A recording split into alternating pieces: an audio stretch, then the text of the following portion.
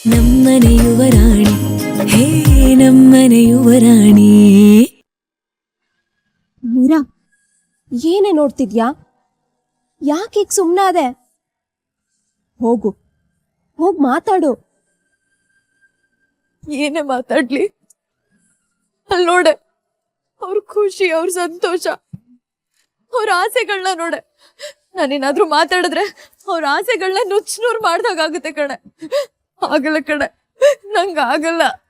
ಯೋ ಮೀರಾ, ಇದು ಸಾಕೆ ಜೀವನದ ಪ್ರಶ್ನೆ, ನಿಮ್ ಮನೆ ಪ್ರಶ್ನೆ. ಹಾಗಾದ್ರೆ ಅಹಲ್ಯ ಮಾಡಿರೋ ಮೋಸನ ನೀನ್ ಹಾಗೆ ಬಿಟ್ಬಿಡ್ತ್ಯಾ?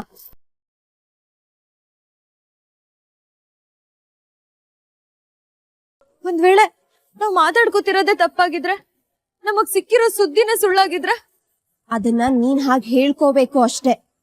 ಸತ್ಯ ಸತ್ಯನೇ, ಆ ಸತ್ಯ ನಮ್ ಕಣ್ ಮುಂದೆನೆ ಇದೆ. ಇಲ್ಲ, ನನ್ನಿಂದ ಯಾವ ಎಡವಟ್ಟು ಆಗ್ಬಾರ್ದು ಮಾನ್ಯ. ಅಲ್ಲಿ ಅಕ್ಕನ ವಿಷಯದಲ್ಲಿ ಈಗ ಆಲ್ರೆಡಿ ತುಂಬಾ ಎಡವಟ್ಗಳನ್ನ ಮಾಡ್ಬಿಟ್ಟಿದ್ದೀನಿ. ಈಗ ಮದ್ವೆ ಮನೇಲಿ ಏನಾದ್ರು ಹೆಚ್ಚು ಕಡಿಮೆ ಆದ್ರೆ ನಮ್ ಫ್ಯಾಮಿಲಿ ಮರ್ಯಾದೆ ಹೋಗುತ್ತೆ, ನಮ್ ಮಾನನ ಹರಾಜ್ ಆಗ್ದಂಗಾಗುತ್ತೆ. ಏನೇ ಮಾಡೋದಕ್ಕೂ ಮುಂಚೆ ಒಂದಲ್ಲ 10 ಸರ್ತಿ ಕನ್ಫರ್ಮೇಶನ್ ಮಾಡ್ಕೊಳ್ಳೋದು ಒಳ್ಳೇದು.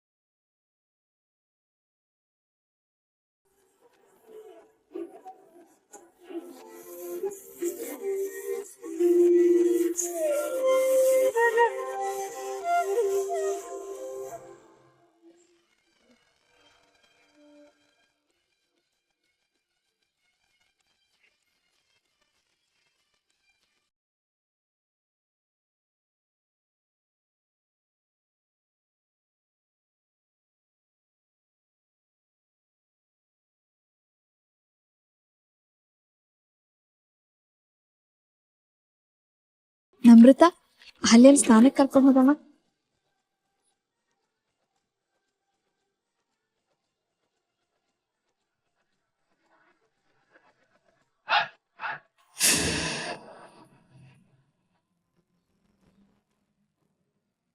ಏಯ್, ಅದಕ್ಕೆ ಅರ್ಶನ ಹಚ್ಚಲ್ವಾ ನೀನು? ಎಂತ ಚಾನ್ಸ್ ಮಿಸ್ ಮಾಡ್ಕೊಂಡೆ. ಎಲ್ಲಿಗೆ ಹೋಗಿದ್ದೆ? ಡೆಕೋರೇಷನ್ ಕರೆಕ್ಟ್ ಆಗಿದೆ ನೋಡಿ.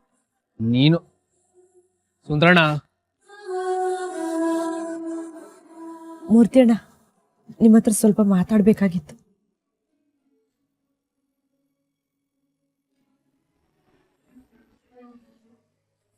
ಅಲ್ಲಿ ನೋಡು, ಅಲ್ಲಿ ನೋಡು, ಮತ್ತೆ ಸತ್ಯನ ಪರೀಕ್ಷೆ ಕೊಡೋದಕ್ಕೆ ಒಂದೊಳ್ಳೆ ಅವಕಾಶ ಸಿಕ್ಕಿದೆ ಕಣೆ.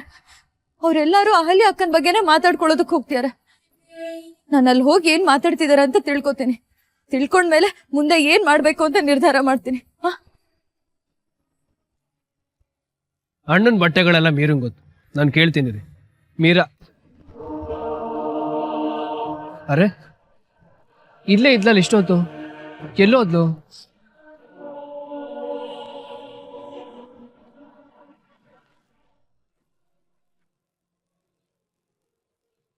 ಮಾನ್ಯ, ನೀನ್ ಯಾವಾಗ ಬಂದೆ? ಈಗ ಬಂದೆ.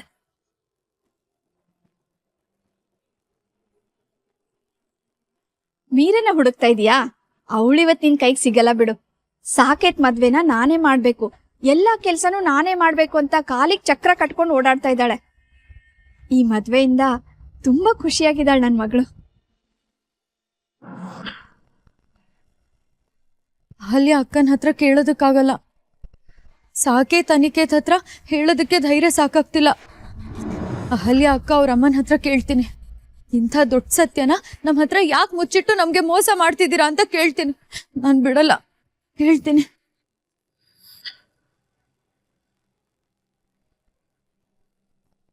ಅವತ್ತು ಅಹಲ್ಯ ಅಕ್ಕನ್ ಡಿವೋರ್ಸ್ ಬಗ್ಗೆ ಕೇಳಿದ್ದಕ್ಕೆ ಹಾಗೆ ಮಾತ್ ಮರ್ಸಿದ್ರು. ಏನರ್ಥ? ನಮಗ್ ಸುಳ್ಳು ಹೇಳಿ ಮೋಸ ಮಾಡ್ಬೇಕು ಅಂತ ತಾನೆ? ಇವತ್ ನಾನ್ ಸುಮ್ನೆ ಬಿಡಲ್ಲ, ಇಬ್ರು ಕೇಳ್ತೀನಿ, ಇಬ್ರು ಪ್ರಶ್ನೆ ಮಾಡ್ತೀನಿ. ಎಲ್ಲ ಹೋದ್ರವ್ರು? ನೀನು ಡಿವೋರ್ಸ್ ಅಂತ ಮಾತಾಡ್ದಾಗಿತ್ತು. ಏನಿಲ್ಲಮ್ಮ, ನಾನು ಲಾಯರ್ ಅಲ್ವಾ. ಇತ್ತೀಚೆಗೆ ನನ್ನ ಹತ್ರ ಡೈವರ್ಸ್ ಕೇಸ್ಗಳು ತುಂಬಾನೇ ಬರ್ತಿವೆ, ಅದ್ರ ಬಗ್ಗೆ ಮಾತಾಡ್ತಿದ್ದೆ. ನೋಡು, ಮದುವೆ ದಿವಸ ಕೂಡ 2 ಹಿಯರಿಂಗ್ ಇದೆ. ಅವ್ರು ಯಾವ ವಿಷಯನ ನಮ್ಮ ಹತ್ರ ಮುಚ್ಚಿಡ್ತಿದಾರೆ ಅಂತ ಪ್ಲೀಸ್ ಹೇಳಿ ಸರ್. ನೋಡಮ್ಮ, ಆ ಕೇಸ್ ಹಿಸ್ಟ್ರಿ ಬಗ್ಗೆ ನನ್ನ ಡೀಟೇಲ್ ಆಗಿ ಏನೂ ಗೊತ್ತಿಲ್ಲ. ಈ ಕೇಸನ್ನ ಗೋವರ್ಧನ್ ಸರ್ ಹ್ಯಾಂಡಲ್ ಮಾಡ್ತಾ ಇದ್ದಾರೆ. ಒಂದ್ಸರಿ ನನಗೂ ನನ್ನ ಲಾಯರ್ ಸರ್ಗೂ ಯಾರೋ ಒಬ್ಬ ವ್ಯಕ್ತಿ ಥ್ರೆಟನ್ ಮಾಡಿದ್ದ, ಈ ಕೇಸ್ ಏನಾದ್ರೂ ನಡೆಸಿದ್ರೆ ನಿಮ್ಮನ್ನು ಉಳಿಸಲ್ಲ ಅಂತ ಬೆದರಿಕೆ ಕೂಡ ಆಗ್ದ.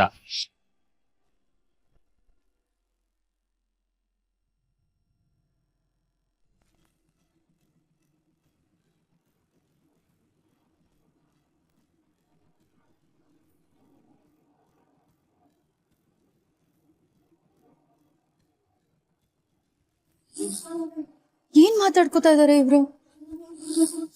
ನೇರವಾಗಿ ಹೇಳೋ ಧೈರ್ಯ ಅಂತೂ ಇಲ್ಲ ಇವ್ರಿಗೆ. ಕೆಲ್ಸ ಮಾಡ್ತೀನಿ, ಇತ್ತು ಮುಚ್ಚಿ ಕೇಳಿಸ್ಕೊತೀನಿ. ಬೇಡ ಬೇಡ, ಇನ್ನೊಬ್ರು ಮಾತಾಡ್ತಿರೋದನ್ನ ಹೊತ್ತು ಮುಚ್ಚಿ ಕೇಳಿಸ್ಕೋಬಾರ್ದು. ಆದ್ರೆ ಇದು ನನ್ ಸಾಕು ಜೀವನದ ಪ್ರಶ್ನೆ. ನನ್ ಸಾಕು ಜೀವನ ಚೆನ್ನಾಗಿರುತ್ತೆ ಅಂದ್ರೆ ನಾನು ಊರ್ ತಪ್ಪಬೇಕಾದ್ರೂ ಮಾಡ್ತೀನಿ.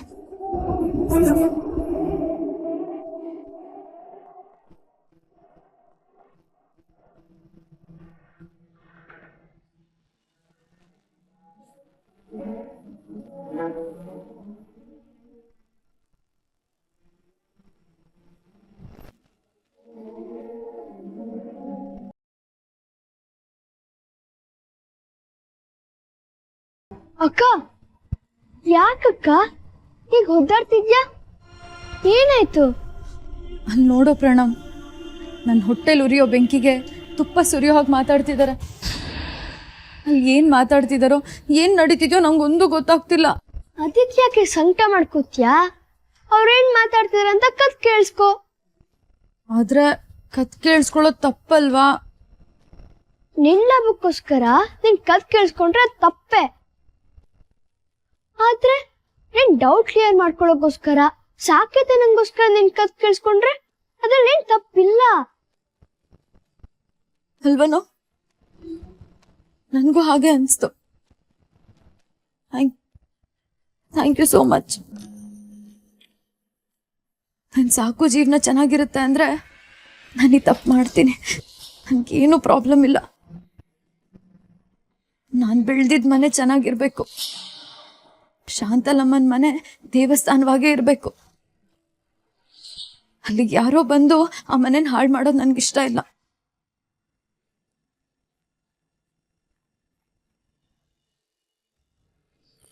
ಮದುವೆ ಆಗಿರೋ ವಿಷಯ ಗೊತ್ತಾದ್ರೆ ಸಮಸ್ಯೆ ಅಲ್ವಾ? ಅಷ್ಟೊತ್ತಿಗೆ ಮದುವೆ ಆಗೋಗಿರುತ್ತಲ್ಲ, ಗೊತ್ತಾದ್ಮೇಲೆ 1-2 ದಿವಸ ಬೇಜಾರು ಮಾಡ್ಕೊಳ್ತಾರಷ್ಟೇ. ಆಮೇಲೆ ಯಾವುದೇ ಕಾರಣಕ್ಕೂ ಅವರು ಅಹಲ್ಯನ ಮಧ್ಯದಾರಿನಲ್ಲಿ ಬಿಟ್ಟು ಹೋಗೋದಿಲ್ಲ. ಯಾಕೆಂದ್ರೆ ಸಮಾಜದಲ್ಲಿ ಅವ್ರಿಗೂ ಗೌರವ ಇದೆ. ಅವರು ಅವ್ರ ಗೌರವನ ಹಾಳು ಮಾಡ್ಕೊಳ್ಳೋದಕ್ಕೆ ರೆಡಿ ಇರಲ್ಲ. ನೀವು ಚಿಂತೆ ಮಾಡಬೇಡಿ. ಆದ್ರೆ ಮೂರ್ತಿ ಅಣ್ಣ, ಕಾನೂನಿನ ಪ್ರಕಾರ ಡೈವೋರ್ಸ್ ಆಗಿದ್ರೆ ಚೆನ್ನಾಗಿತ್ತಲ್ವಾ? ಕಾನೂನಿನ ಪ್ರಕಾರ ಮದುವೆ ಯಾವಾಗಲೂ ಮುರಿದ್ಬಿದ್ದಿದೆಯಲ್ಲ. ಯಾಕೆಂದ್ರೆ ಆ ಹುಡುಗನಿಂದ ಅಹಲ್ಯ 3 ವರ್ಷ ದೂರ ಇದ್ದಾಳೆ, ಅಷ್ಟು ಸಾಕು. ಲೀಗಲ್ ವಿಷಯದ ಬಗ್ಗೆ ನೀವು ತಲೆ ಕೆಡಿಸ್ಕೊಳ್ಳೋಕೆ ಹೋಗ್ಬೇಡಿ. ನಾನಿದ್ದೀನಿ, ನಾನು ನೋಡ್ಕೊಳ್ತೀನಿ. ಈಗ ಶುಭ ಕಾರ್ಯ ನಡೀತಾ ಇದೆ, ನೀವು ಏನೇನೋ ಮಾತಾಡಿ ಅಪಾಯ ತಂದ್ಕೋಬೇಡಿ. ರಜತ್ನ ಅಹಲ್ಯ ಮದುವೆ ಆಗಿದ್ಲು ಅನ್ನೋ ವಿಷಯನ ಮರ್ತ್ಬಿಡಿ. ಆದ್ರೂ ಅಹಲ್ಯ ಜೀವನದಲ್ಲಿ 2ನೇ ಮದುವೆನೂ ತೊಂದರೆ ಆಗ್ಬಾರ್ದಲ್ವಾ? ನೋಡಿ, ಪದೇ ಪದೇ ನೀವು ಆ ವಿಷಯನ ಮಾತಾಡಬೇಡಿ. ಯಾರ ಕಿವಿಗಾದ್ರೂ ಬಿದ್ರೆ ತೊಂದರೆ ಆಗತ್ತೆ. ಏನು ನಡೆದೇ ಇಲ್ಲ ಅನ್ನೋ ರೀತಿ ಇದ್ಬಿಡಿ, ಆಗ ಯಾವ ಸಮಸ್ಯೆನೂ ಆಗಲ್ಲ. ನೋಡಿ, ಈಗ ಆ ವಿಷಯನ ಹೆಚ್ಚಿಗೆ ಮಾತಾಡ್ತಾ ನಿಂತ್ಕೊಳ್ಳೋದು ಬೇಡ. ಬನ್ನಿ, ನನ್ನ ಜೊತೆ ಬನ್ನಿ.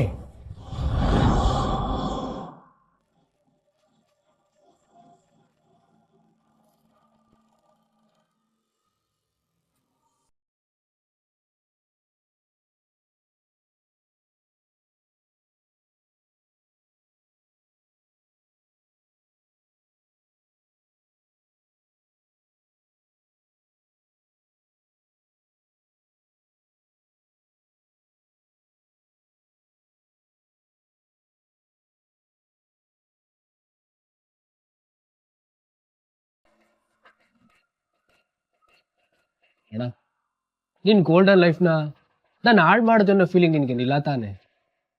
ಯಾಕೋ ಡ್ರಾಮಾ ಮಾಡ್ತಿದ್ಯಾ?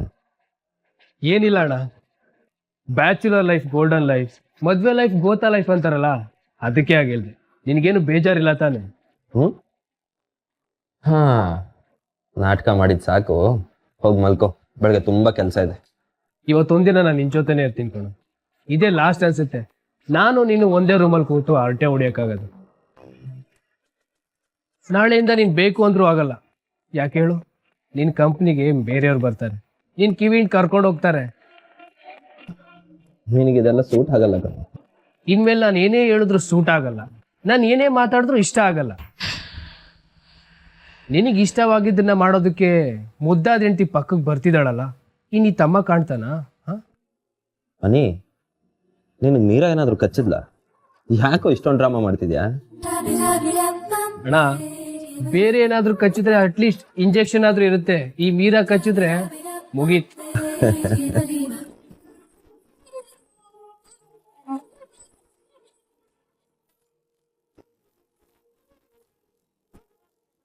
ಮಿಸ್ ಮಾಡ್ಕೋತಿದ್ಯಾ ಅವ್ರನ್ನ?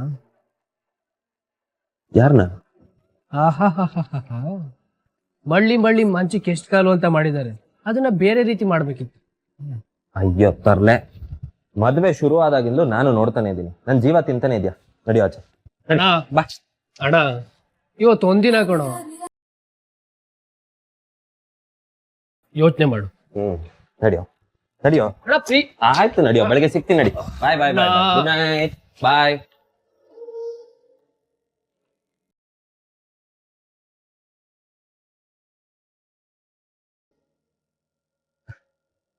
ಅರ್ಲೆ, ತಮಾಷೆಗೆ ಹೇಳಿದ್ರೆ ನೀರನ್ನು ಮೀರಿಸ್ತಾನೆ.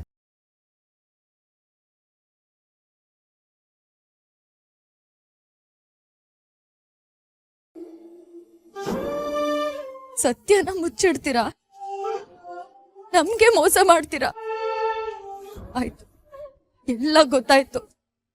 ಕಣ್ಣಾರ ನೋಡಿದ್ದು ಆಯ್ತು, ಕಿವಿಯಾರ ಕೇಳಿದ್ದು ಆಯ್ತು, ಪ್ರಮಾಣನೂ ಸಿಕ್ಕಾಯ್ತು. ಇನ್ನು ನಾನು ಸುಮ್ಮನಿರಲ್ಲ. ಫ್ಯಾಮಿಲಿಗೆ ನಾನು ಎಲ್ಲ ಹೇಳ್ಬಿಡ್ತೀನಿ. ನನ್ನ ಫ್ಯಾಮಿಲಿಗೆ ನಾನು ಎಲ್ಲ ಹೇಳ್ತೀನಿ. ಪ್ರಣಮ್, ಬೆಳಿಗ್ಗೆ 4 ಗಂಟೆಗೆ ಎದ್ದೇಳ್ಬೇಕು. ನೀನ್ ಹೋಗಿ ಮಲ್ಕೋಪ. ಸರಿ ಅಮ್ಮ, ಗುಡ್ ನೈಟ್.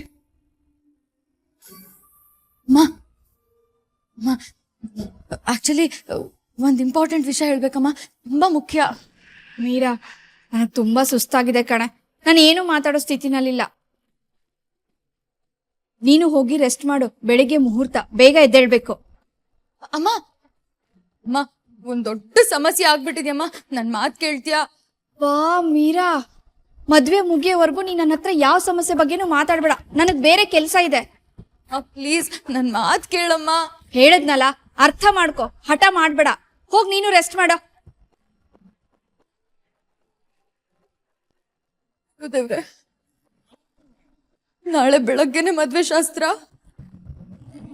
100 ಜನ ಬರ್ತಾರೆ.